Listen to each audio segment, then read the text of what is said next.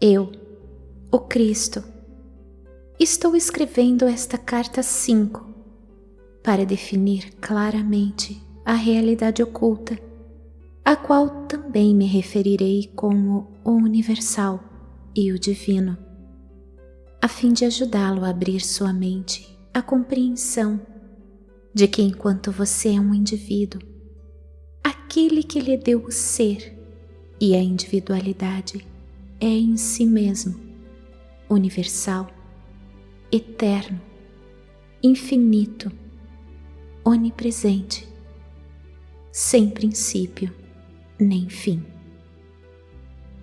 Para o bem das pessoas que resolverem ler ou ouvir a carta 5 antes das cartas anteriores, as quais relatam minha vida e meus verdadeiros ensinamentos enquanto estava na Terra, direi que meu verdadeiro eu, Jesus Cristo, não deve de nenhuma maneira ser confundido com o Jesus retratado no Novo Testamento.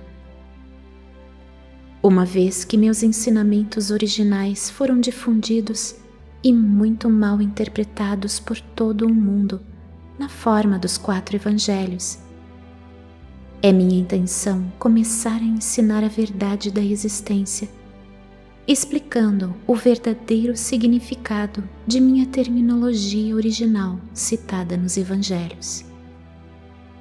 Isso é necessário para desfazer e finalmente eliminar da consciência das pessoas os mal-entendidos que têm persistido, assim como a má informação dada às gerações de buscadores espirituais desde que vivi na Terra.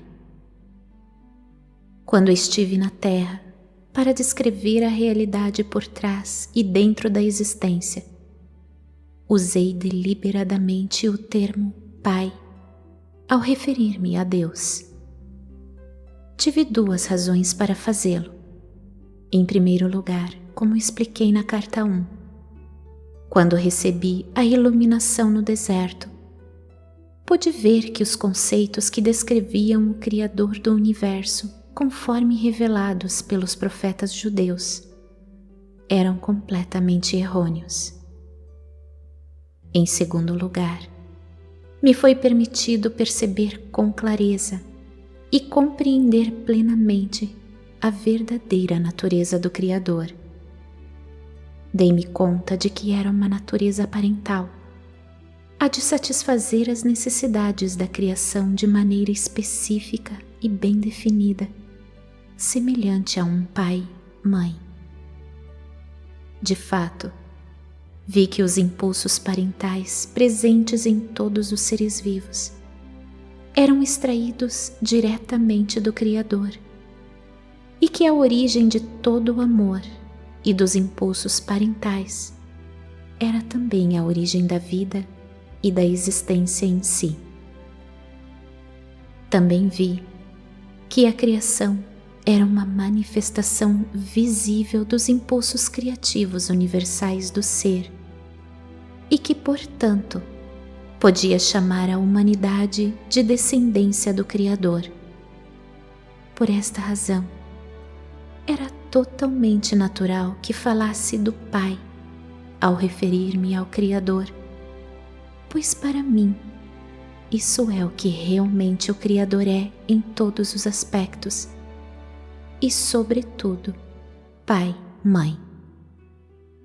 Porém, considerando a insistência judia em relegar a mulher a uma posição subordinada na vida diária, me referi somente ao Pai para evitar a resistência judia e para ganhar a sua aprovação para o novo termo. Também idealizei o termo Pai para ajudar os judeus a perceberem que seu conceito de Jeová e a rigidez das leis judias eram totalmente errôneos.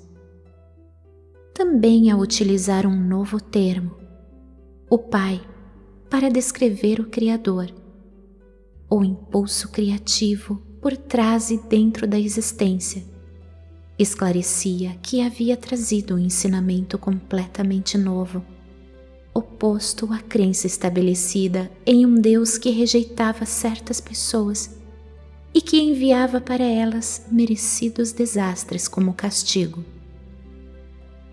Quero que você compreenda plenamente que em nenhuma parte do Novo Testamento foi dito claramente que eu estava trazendo uma instrução completamente oposta aos ensinamentos do Antigo Testamento. Portanto, não se pode confiar, aceitar ou crer no Novo Testamento como uma verdadeira narração de minha vida e ensinamentos. Um relato verdadeiro e preciso de minha personalidade, minha natureza iluminada, minhas atitudes emocionais e meus ensinamentos em si teriam amplamente esclarecido que as antigas formas de religião judaica e meus ensinamentos iluminados eram completamente opostos em todos os aspectos. A religião judaica possuía conceitos extremamente materialistas. Entretanto, existem escritos por meio dos quais os judeus espiritualmente iluminados alcançaram e continuam alcançando uma percepção mística de nossa fonte do ser. Estes, em vista de seu estado mental transcendente, devem ser profundamente honrados e respeitados. Mas quando os escritos dos profetas atingiram o homem e a mulher comum, transmitiram uma mensagem diferente, controladora, que era puramente humana e falsa. Nenhum controle do bem ou do mal é exercido por um Deus que está acima. Se fosse assim, o mundo não estaria em um estado tão espantoso de transtorno e miséria. Eu trouxe um novo ensinamento, destinado exclusivamente a tornar as pessoas conscientes da universalidade e do amor, a natureza inerente e transcendente daquele que trouxe toda a criação para a manifestação visível. Tenho o propósito de tornar isso muito claro para permitir aos buscadores da verdade libertar-se de qualquer vestígio de crença de que eu era simplesmente um profeta em uma extensa linhagem de profetas judeus e que eu continuava a pregar suas crenças onde um Jeová Todo-Poderoso possuía sentimentos ambivalentes em relação à sua própria criação. O temor que os discípulos tinham dos judeus ortodoxos fez com que se conformassem com o que estes haviam decidido contar ao povo sobre mim. Você deve recordar que para ganhar novos adeptos judeus ao cristianismo, meus discípulos tiveram medo de renunciar ao Antigo Testamento, uma vez que este tinha mantido os judeus unidos durante séculos.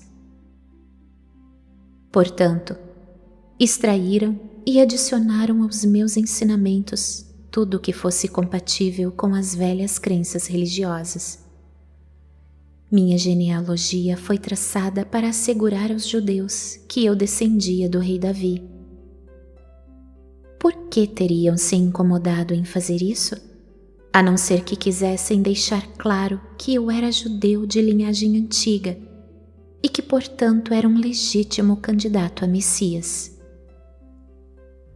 Se realmente tivessem compreendido o que eu tinha vindo fazer na terra, romper com o passado e lançar as bases para um futuro completamente novo de compreensão e atividade, teriam feito um esforço maior para assegurar que o povo compreendesse os verdadeiros propósitos que me impulsionaram até o dia de minha morte.